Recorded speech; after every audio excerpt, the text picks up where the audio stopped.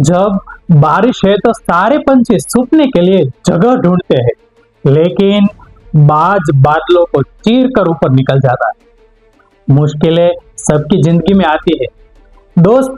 फर्क इस बात से नहीं पड़ता कि तुम्हारे साथ क्या बुरा हुआ, फर्क इससे पड़ता है कि तुमने पलट कर क्या किया। जब तुम्हारी जेब में पैसा ना हो, लोग तुम्हारी मजाक उड़ा रहे हो, और जब करीबी इंसान भी साथ छोड़ दे तो रोना मत।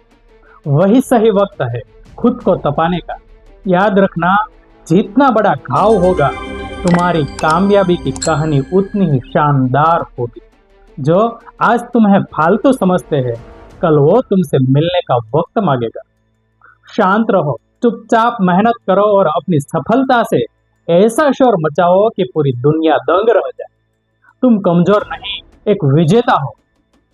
अगर खुद पर भरोसा है तो अभी कमेंट में अपनी ताकत को लिखे कि मैं रुकूंगा नहीं।